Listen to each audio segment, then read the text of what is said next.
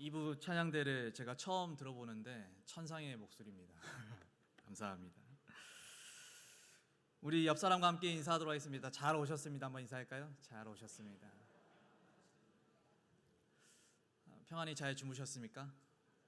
네, 저는 못 잤습니다. 네, 오늘 말씀 전하기 전에 기도하고 시작하겠습니다. 하나님 감사합니다. 하나님 이 시간 많이 부족하고 또 많이 연약하지만 주의 말씀 선포합니다.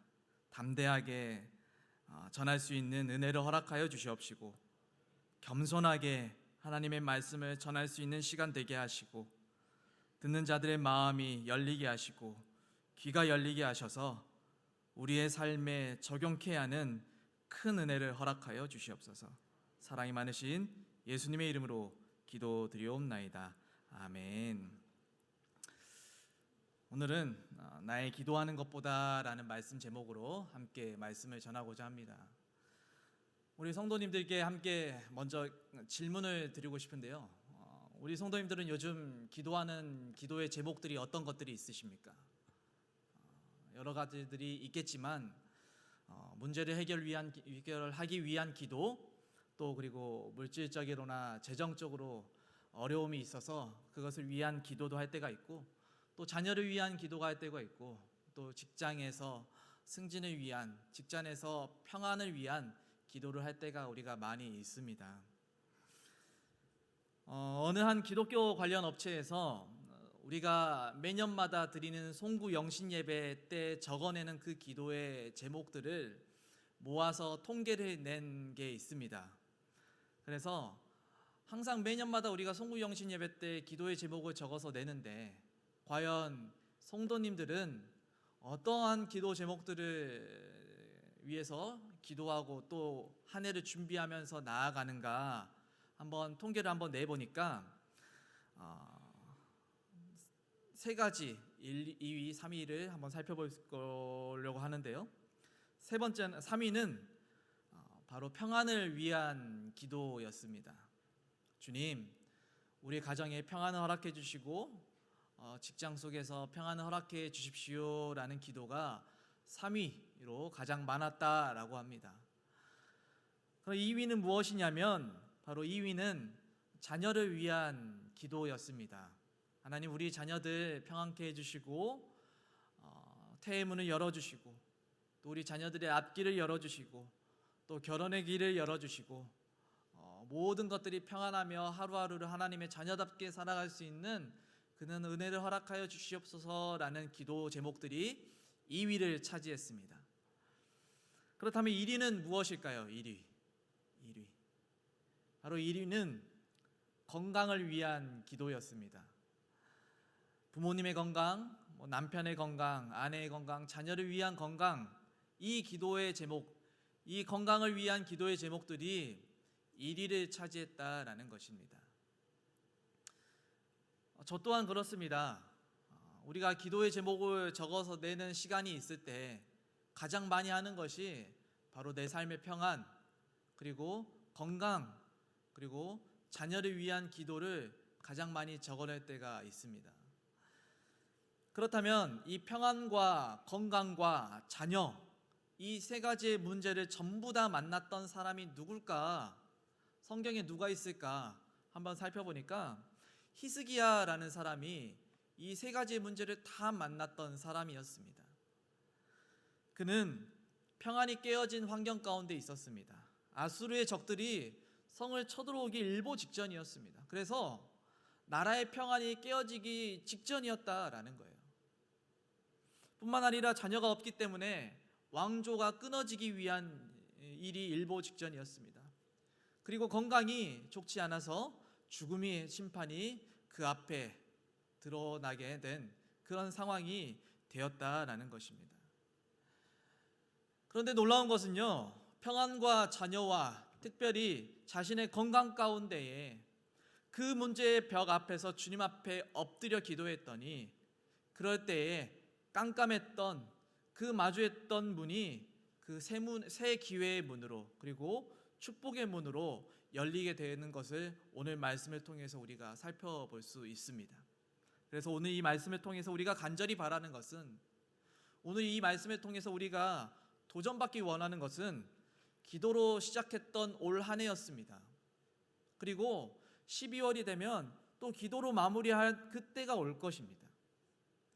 기도로 시작했던 그 한 해와 시작과 끝의 이 과정 가운데에 우리가 멈추지 않고 기도의 자리로 나아오는 저와 여러분들의 삶이 되기를 바랍니다. 그렇다면 이 히스기야가 했던 기도를 통해서 우리가 얻을 수 있는 영적인 교훈 세 가지를 통해서 한번 살펴보고자 하는데요. 첫 번째입니다. 우리 첫 번째 한번 읽어볼까요? 시작. 기도로만 열 수 있는 문이 있다라는 것입니다.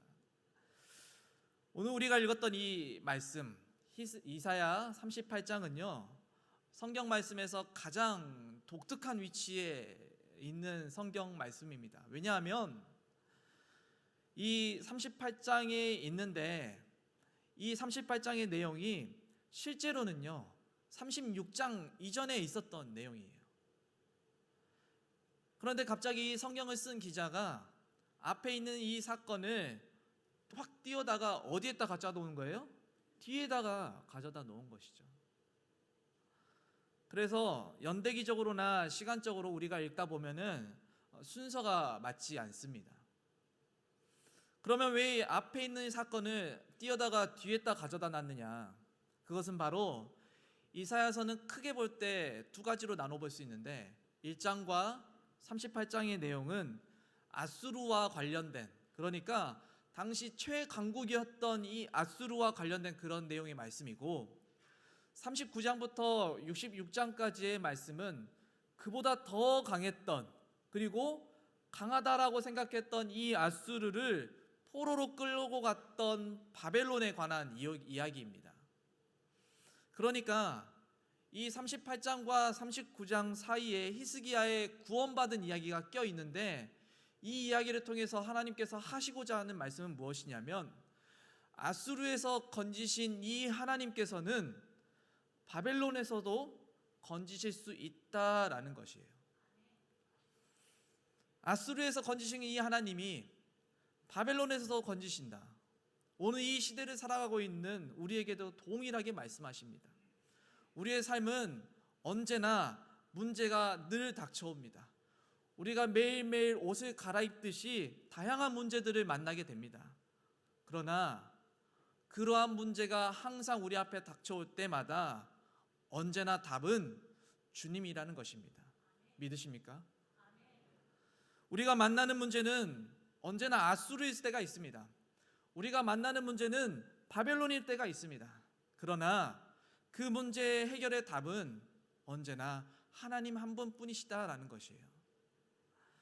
그러면서 오늘 1절 말씀에 이렇게 시작하는데요, 우리 1절 말씀 우리 한 번 더 읽겠습니다. 1절입니다. 시작.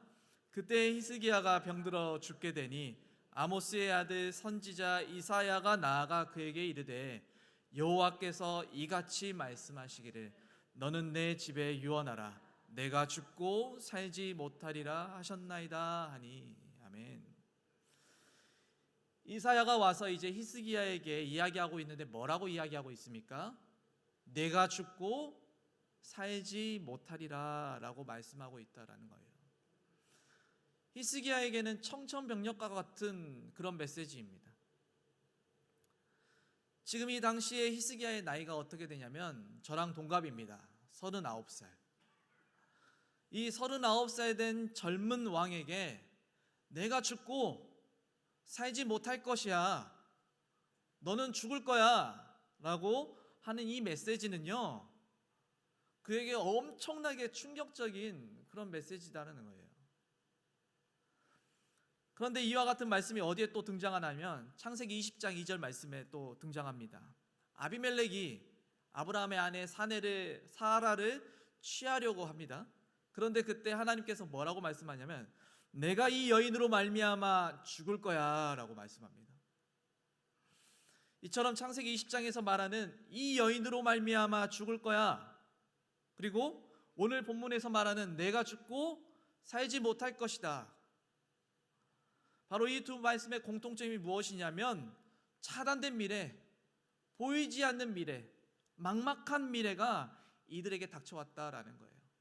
더 나아가서 고갈된 능력까지, 힘이 약해서 하나님께서 내가 병으로 말미암아 죽을 것이다 라고 이야기했는데 그 병을 떨쳐낼 일어날 힘도 없다라는 거예요.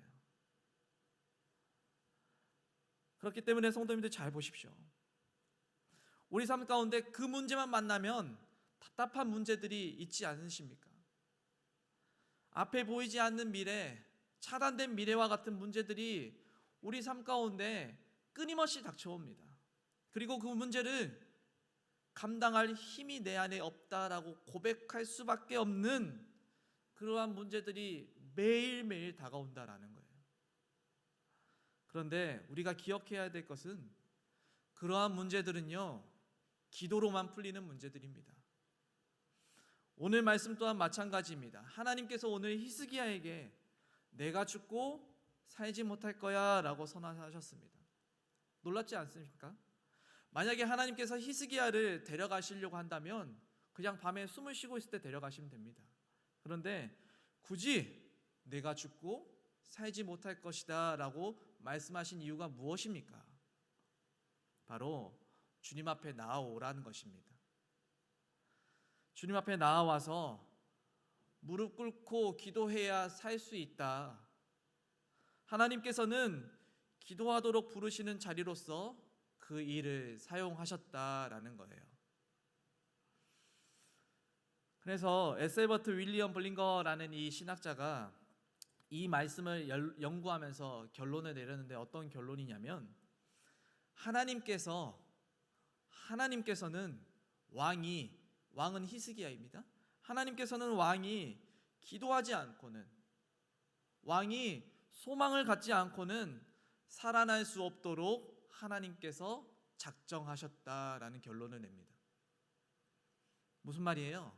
기도하지 않고는 하나님을 향한 소망이 없는 그런 삶을, 그런 문제를, 그런 소망 없이는 나올 수 없는 그런 문제들을 그 앞에 두셨다라는 거예요. 그래서 제가 곰곰이 생각해 보니까 하나님께서 가장 싫어하는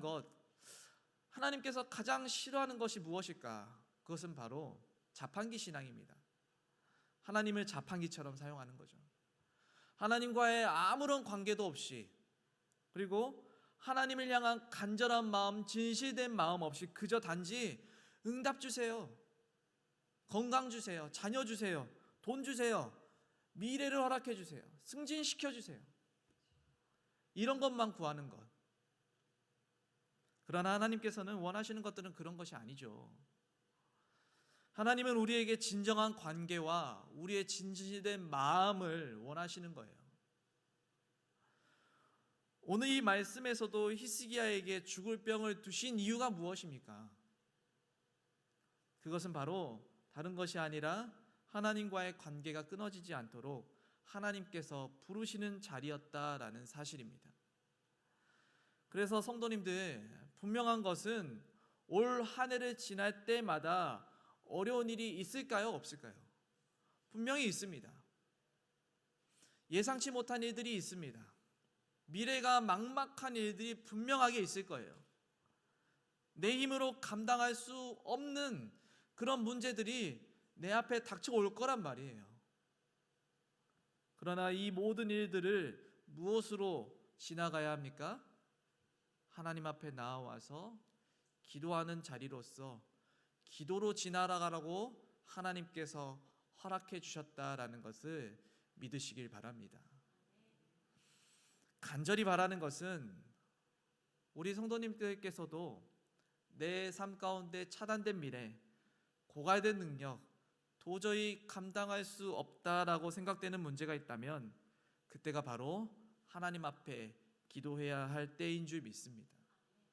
그때가 바로 하나님과 끊어진 관계를 다시 잇도록 부르시는 자리인 줄 믿습니다. 그리고 오늘 말씀은 우리에게 또 이렇게 선언합니다. 우리 앞에 있는 문제가 하나님께서 부르시는 그 자리라면 우리가 끝까지 기도할 수 있는 이유와 근거를 이야기하고 있는데요. 그것은 무엇이냐면 두 번째로 우리 함께 읽겠습니다. 두 번째입니다. 함께 하겠습니다. 시작. 하나님의 은혜는 감점이 아니라 가점으로 역사한다라는 사실입니다. 이 말씀 너무 중요하니까 한 번만 더 읽어볼까요? 함께 하겠습니다. 시작. 하나님의 은혜는 감점이 아니라 가점으로 역사한다. 꼭 기억하십시오. 하나님의 은혜는 무엇이 아니라 무엇으로 역사하신다고요? 감점이 아니라 가점으로 역사한다. 이제 내가 죽고 살지 못할 것이다 라고 하는 이 선언을 들었습니다. 그러면 히스기야가 어떻게 합니까? 오늘 말씀을 보면 그의 기도가 나오고 있는데요. 우리 3절 말씀입니다. 오늘 본문 3절 함께 읽겠습니다. 시작. 이르되 여호와여 구하오니 내가 주 앞에서 진실과 전심으로 행하며 주의 목전에서 선하게 행한 것을 기억하옵소서 하고 히스기야가 심히 통곡하니. 아멘. 히스기야가 간절하게 무엇과 무엇으로 기도합니까? 진실과 전심으로. 주님, 제가 주 앞에서 진실과 전심으로 행합니다 라고 기도합니다. 진실로 정말 하나님 앞에 거짓을 행하지 않고 전심으로 마음이 나뉘어지지 않없이 하나님만 온전히 섬겼으니 저를 기억하여 주시옵소서라고 기도하고 있다라는 거예요. 그런데 사실 이 기도는 뻔뻔한 기도입니다.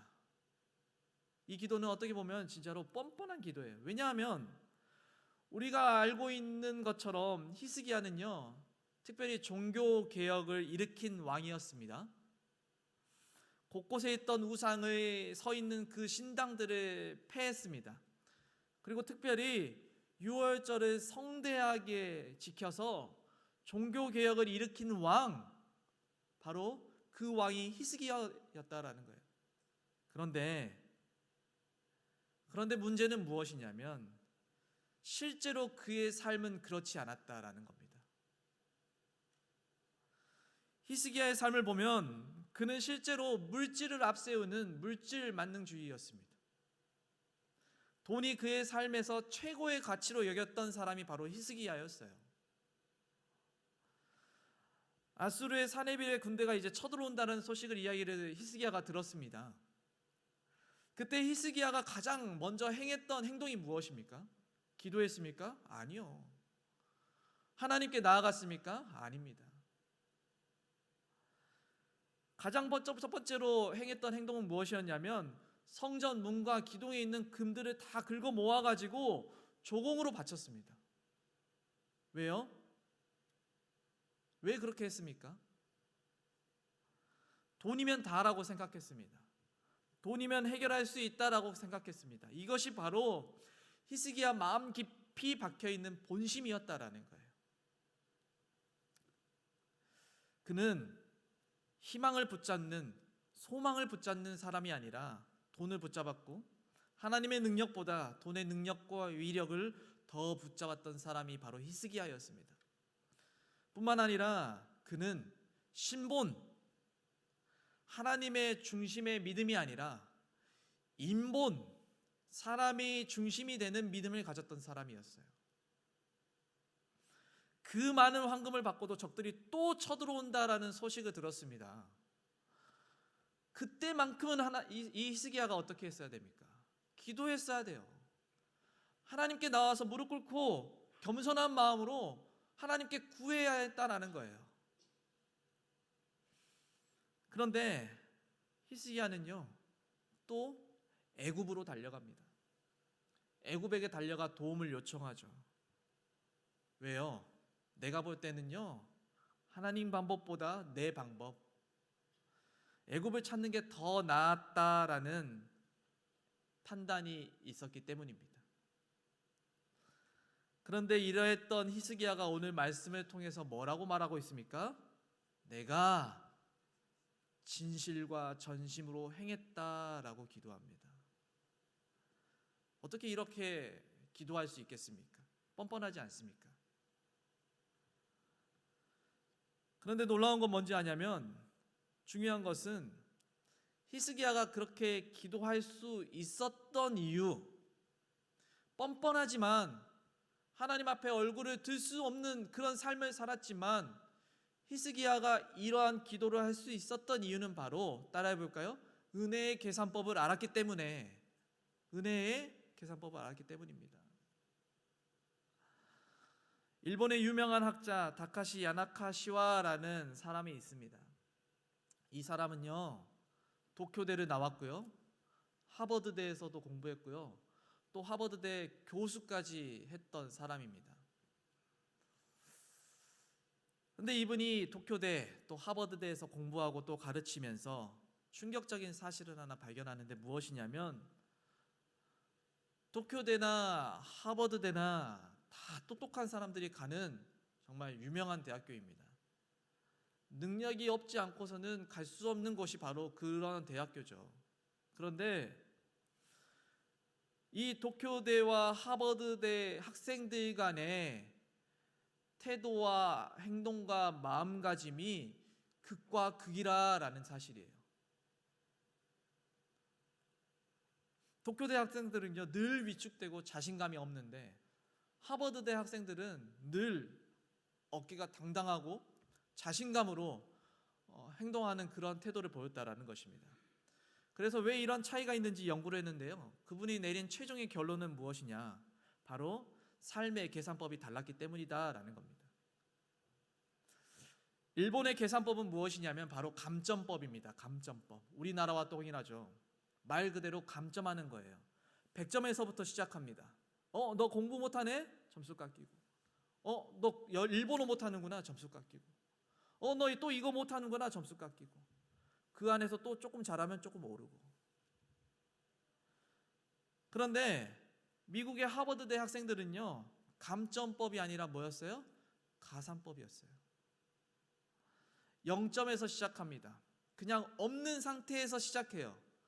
동일한 행동임에도 불구하고 너 일본어 잘하는구나. 5점. 너 이거 잘하네? 너 저거 잘하는구나.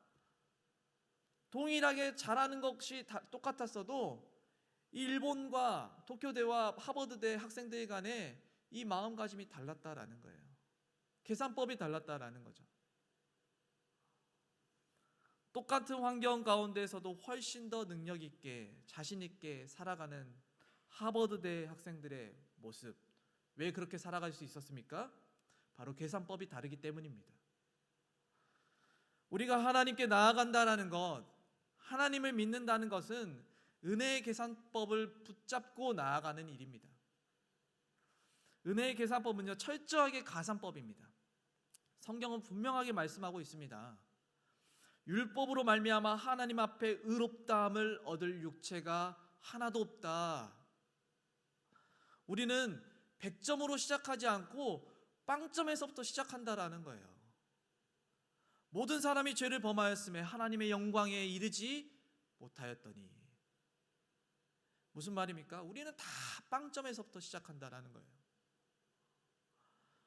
그런데 하나님께서는요, 빵점 같은 우리, 아무것도 없는 우리, 그런 우리를 보시고, 또 지난주 한 주간 동안 말씀대로 살지 못했지만, 여전히 세상 속에 파묻혀 살았지만, 여전히 세상과 교회 사이에 이쪽 저쪽 왔다 갔다 하면서 흔들리는 삶을 살았지만, 그래도 주님을 향해 나오는 그 작은 믿음, 주님을 향해 나오는 그 작은 믿음을 귀하게 보신다라는 사실입니다. 그래서 5점 같은 10점 같은 작은 점수다 할지라도 하나님께서는요, 그것을 크게 보신다라는 거예요. 히스기야가 하나님 앞에 나와서 기도할 수 있었던 이유는 바로 이것입니다. 내가 진실과 전심으로 나아갑니다 라고 고백할 수 있었던 그 이유도 바로 이 은혜의 계산법이 있었기 때문이죠.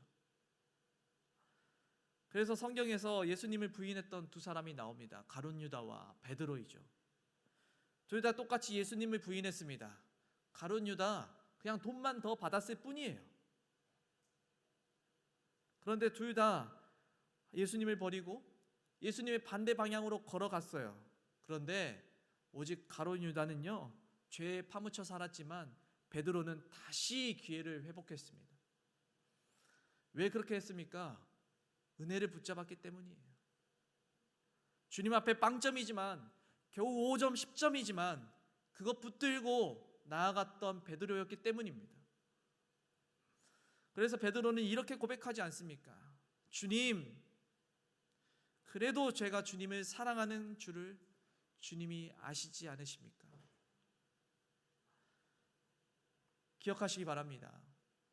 성도님들의 5점짜리 믿음, 10점짜리, 2점짜리 믿음일지라도 그 약한 믿음을 하나님께서는 귀하게 보십니다. 그래서 우리가 끝까지 기도할 수 있고 주님께서 우리의 기도를 들으시는 그러한 근거가 되는 줄 믿습니다. 올 한 해 살아갈 때에 사단이 계속해서 흔들 것입니다. 기도할 때마다 흔들 거예요. 기도의 자리로 나아가려고 한 걸음 한 걸음 걸어갈 때마다 사단은 흔들 것입니다. 네 믿음을 봐. 네 믿음, 너 삶을 봐. 똑바로 믿지도 못하면서 똑바로 하지도 않잖아 라고 하면서 계속해서 끊임없이 흔들 거라는 거예요. 그때 우리는 어떻게 해야 합니까? 기도로 자리로 나아가지 못하는 것을 뿌리치고 하나님의 은혜 붙들기 위해 기도의 자리로 나아가야 합니다. 주님, 제가 5점밖에 안 됩니다. 주님, 제가 2점밖에 안 됩니다. 하나님, 제가 주님을 온전히 믿는다라고 고백했지만 또 온전한 헌신도 못한 그런 약한 믿음에 살았습니다. 제 작은 믿음이지만 이 믿음 받아주시옵소서 라고 겸손하게 하나님 앞에 기도의 자리로 나아갈 때에 하나님이 역사하실 줄 믿습니다. 마지막으로 오늘 말씀은 우리에게 한 가지 더 말씀해 주고 있는데요. 그렇다면 믿음으로 끝까지 기도하며 나아갈 때 어떤 일이 생기냐면 세 번째입니다. 우리 함께 읽겠습니다. 시작. 구하는 자는 반드시 더함의 역사를 보게 된다라는 것입니다. 오늘 본문을 통해서 하나님께서는요, 히스기야에게 분명하게 말씀하셨습니다. 너는 죽고 살지 못하리라. 그런데 이 기도 이후에 하나님께서 뭐라고 또 말씀하시냐면 내가 내 생명에 15년을 더하겠다라고 말씀합니다. 오늘 이 말씀을 읽으면서 히스기야가 기도 응답 받았고 또 15년의 인생을 연장했구나 라고 단순하게 이해할 수 있지만 이건 절대로 있을 수 없는 일입니다. 왜냐하면 이 당시의 상황은요, 신탁, 그러니까 신의 말이라면 바꿀 수 없는 운명이다라고 생각했기 때문이에요. 그런데 놀라운 것은요, 이 바꿀 수 없는 능력이다, 없는 운명이었다라고 흘러가는 그 문화 속에서 히스기야가 하나님 앞에 나와서 기도했고 그렇게 기도할 때에 하나님께서 예정하셨고 미래라고 계획하셨던 그 미래가 뒤집혀 버렸다라는 거예요. 이것이 바로 기도의 능력이고 기도는 그 어떤 것보다 강한 줄 믿습니다. 그래서 히스기야가 기도할 때 하나님께서 세 가지 더 축복을 주시는데요. 우리 6절 말씀입니다. 6절 함께 읽겠습니다. 시작. 너와 이 성을 아스루 왕의 손에서 건져내겠고 내가 또 이 성을 보호하리라. 아멘. 오늘 히스기야의 이 기도는요, 그냥 단순하게 한 가지 기도였습니다. 하나님, 나 살려주세요. 한 가지 기도였는데 그런데 하나님께서 생명을 연장시켜 주실 뿐만 아니라 어떤 축복을 더해 주십니까? 건져내겠고 평안하지 못했던 나라와 백성들을 향해서 평안을 주시겠다라고 약속합니다. 보호하시겠다. 무너질 것 같았던 그 성곽을 불성곽으로 보호하시면서 무너지지 않게 보호하시겠다라는 거예요. 그리고 본문에 드러나진 않았지만 마지막 약속을 하시는데요. 무엇이냐면 바로 자녀의 축복입니다. 당시 히스기야의 나이는 39살, 자녀는 없었습니다. 죽으면 다윗 왕조와 하나님의 그 맺었던 그 약속이 끊어지는 그런 상황이었어요. 그런데 하나님께서 15년을 더 연장해 주시면서 그의 아들의 탄생을 예비하셨다라는 거예요. 즉 가문까지도 이어지게 하시는 큰 축복이 있었다라는 것입니다. 보이십니까? 단지 그저 내 생명 나 한 명 살려주십시오라고 단순한 한 가지의 기도했을 뿐인데 하나님께서는요 그 기도뿐만 아니라 가문의 영광까지도, 가문이 계속해서 이어지는 것까지도 예비하셨다라는 것입니다. 우리도 마찬가지입니다. 우리 삶 가운데 평안하고 감사한 삶, 다른 이들은 다 다사다난한 것 같은 그런 일들이 있는 것 같은데 나는 평안하고 행복하고 기쁜 삶이 계속해서 이어지는 삶. 그럴 때 행복에 빠져 살지 마시고 평안에 빠져 살지 마시고 잠깐 멈춰서 나 스스로에게 질문해 보시기 바랍니다. 과연 이러한 상황이 오기까지, 이러한 환경이 오기까지, 이런 평안이 나에게 오기까지 구체적으로 하나님께 내가 또박또박 기도했습니까? 아니요, 절대 그렇지 않았습니다. 그런 환경이 있게 해달라고, 그런 여건이 있게 해달라고, 이것까지 인도하게 해달라고 기도하지 않았지만 구하지 않는 것까지도, 더해서 구해야만 하는 것까지도 하나님께서는 응답하여 주실 줄 믿습니다. 말씀을 맺겠습니다. 여러분, 하나님의 은혜를 제한하지 마십시오. 하나님의 역사를 내 작은 그릇에 담으려고 하지 마십시오. 우리 하나님은요, 내 생명 살려주세요 라고 하나의 기도에 세 가지, 네 가지를 더해서 응답하여 주시는 분이 바로 우리의 하나님이신 줄 믿습니다. 내가 아무리 작고 연약하지만, 오늘도 내가 죄로 인해서 넘어지지만, 내일도 내 욕심과 탐심과 그러한 것들로 인해서 어리석은 선택을 하면서 살아가는 우리들이지만, 그 작고 작은 기도를 통해서 이 나라, 이 생명, 이 가문까지도 살리시는 분이 바로 우리가 믿고 있는, 우리가 아버지라고 부르고 있는 분, 그 하나님이시다라는 것을 기억하시기 바랍니다. 스스로 하나님을 제한하지 마시기 바랍니다. 그래서 에베소서 3장 20절에 우리에게 이렇게 말씀하고 있는데요, 우리 함께 읽겠습니다. 시작. 우리 가운데서 역사하시는 능력대로 우리가 구하거나 생각하는 모든 것에 더 넘치도록 능히 하실 이에게. 아멘. 우리가 구하거나 생각하는 모든 것에 어떻게 하신다고요?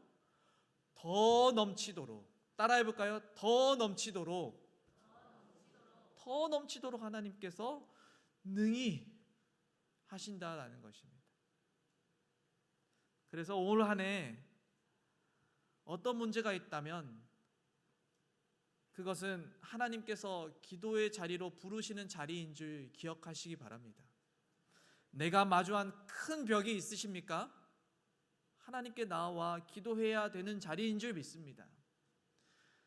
그것만 생각하면 마음이 답답하고 그저 절망뿐이십니까? 하나님이 기도의 자리로 나오라라고 하신 그 하나님의 음성이신 줄 기억하시기 바랍니다. 그래서 우리가 12월 연말이 되었을 때에 서로 이러한 간증을 좀 했으면 좋겠습니다.